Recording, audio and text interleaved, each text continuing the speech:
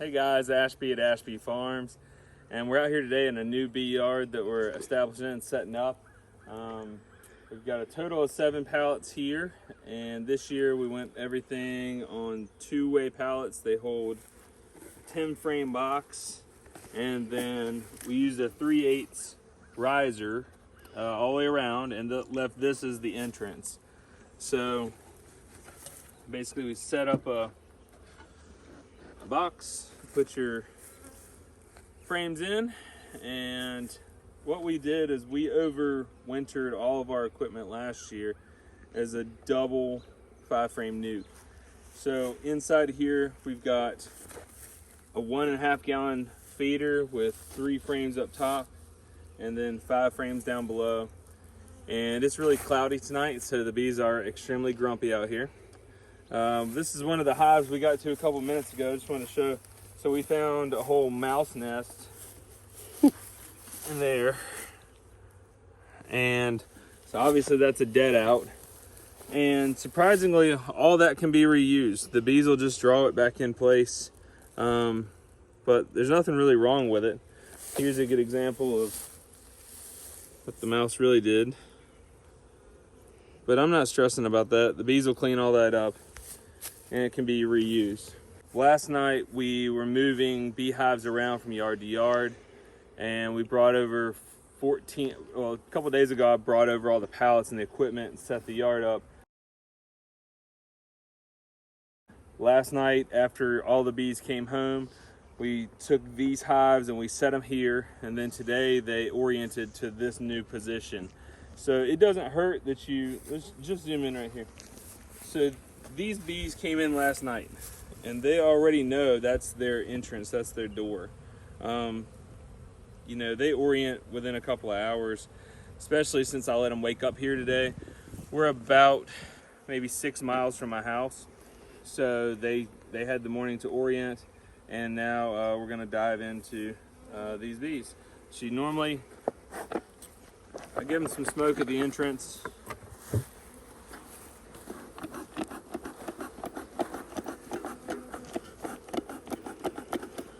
Some smoke there. Normally I'll wait about 30 seconds.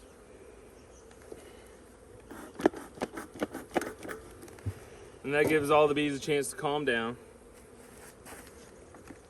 Take this right over here. And this is what I was talking about, swapping the boxes. I can put this box in place, and those bees still know that this is home, not that is home. So come in here, check for our queen. That's another thing to talk about. You can see how heavily propolized this was through winter. And here's another box. These frames are very you can see right here. And propolis is basically like bee glue. Look down here in the corner. That's all propolized there. All the corners are propolized up. That basically makes like an antifungal, antibacterial. It really improves the health of the hive when you see a lot of propolis. And actually, now that we're moving everything up to a 10-frame box, these are going to be used, some of these boxes will be used for our swarm traps this year because it already smells like bees. So setting all this aside, first thing I do is pop out our feeder, and I put all of the feeders to the inside. Let me explain why. So if this is a second box here, we've got lids on like this.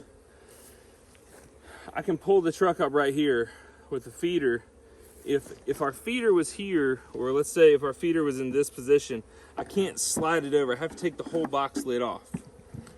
But if our feeder's like that, then we can literally just come through here, move that lid there, move the other lid here. I can go down each pallet with the syrup, fill up the feeders, and Corey can come right back behind me and just move just like that. So with all of our hives and all the pallets, feeders go on the inside, not on the outside. It just makes for efficiency without really having to crack the whole hive open. And that comes down the road when we're just driving around at night. And when we're just driving around at night feeding bees, I can even come in here after dark, just move them over, drop the spout, the spigot, the handle, whatever you want to call it, valve in, and then we can fill them up, because we're feeding like 1.3 to 1, which is a thinner than 1-to-1 syrup. And that's going to stimulate that queen into rearing brood, as well as offering a lot of feed, because this time of year, of course, it's March 14th. We're getting ready to come into our nectar flow here in about a month, but we want to see a big explosion in the bee population. If you're making honey, you need strong numbers in your colony to have a big foraging force to go get honey. For us, we are making bees, so I want large amounts of bees in each hive. That way we can pull a lot of splits continuously through the year. We can maybe pull 3 or 4 2-frame splits out of every single one of these hives to expand our apiary. That's the mode we're in this year with our business. So I come in here, nothing on that. That's gonna go to the outside. A little starter. But in this case, I'm not gonna use these. Same thing there. I could leave that. So this is gonna be honey on the outside. And then come along here, add that in. Like I said, the bees will clean that up later. Leave this out for just the time being. That's gonna be our last frame to put in. So you can see this hive's kind of small. This is what we're looking at. I count 1, 2, 3 frames of bees out of 5. Normally you just count the in-betweens like this. That's a weak hive. It's not a big deal. We're gonna get ready to feed them, but this is something else to teach you. I found this hive like this. There's not a lot of expansion room right there. So if I try and crank on this one, it doesn't have much room to move. But over here, we've got this much space. So here and here, grab that. Again, looks like a mouse or something got in here at some point.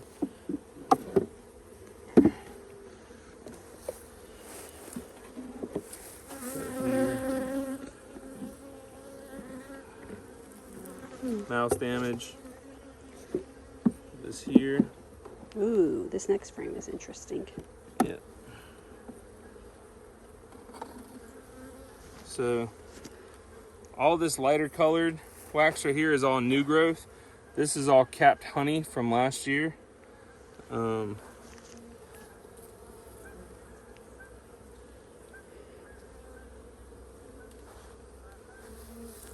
Couple of geese out there. Those there.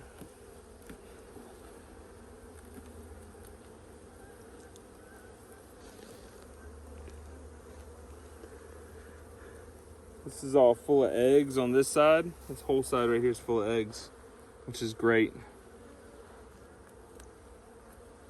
Here we've got nectar,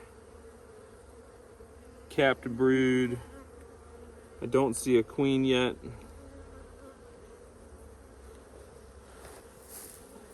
Put this here.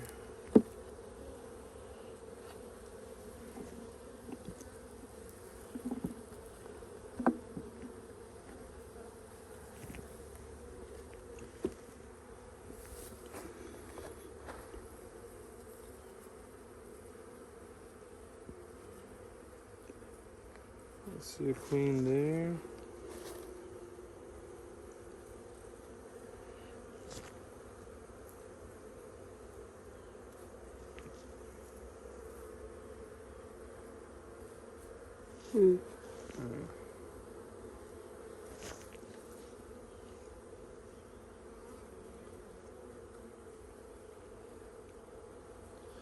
In the box. Let's see.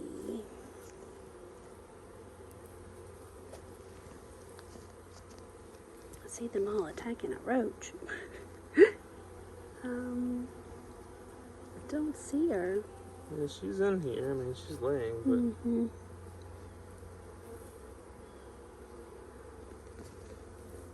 maybe this side here is laid up with eggs. There she is.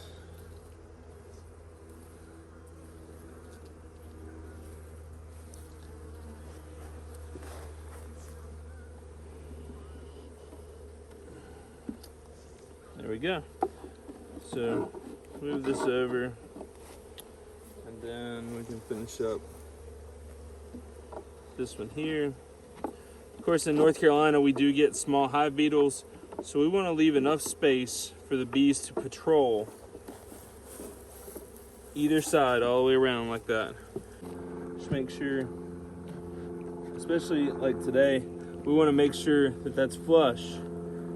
The reason being is they're going to propolize that box to the pallet. Let's take a walk up here. So these were some small overwintered.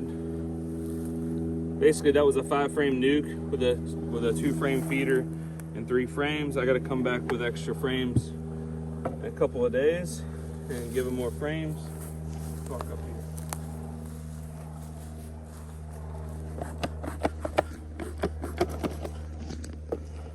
Just to show the camera. So that was in one of our double deep nukes over winter. Basically you got, I'd count that as 1, 2, 3, 4, 5, 6 frames of bees there.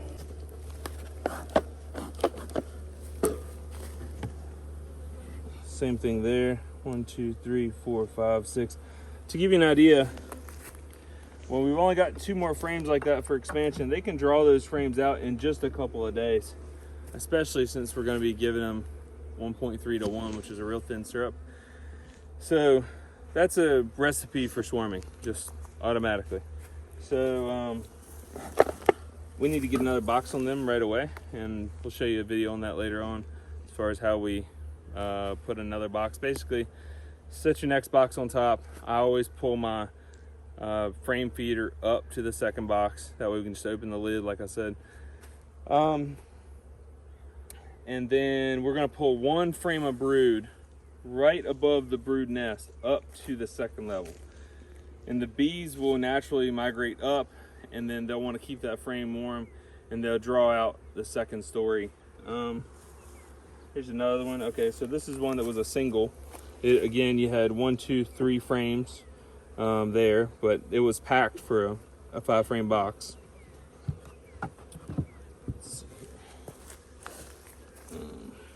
There's a good one.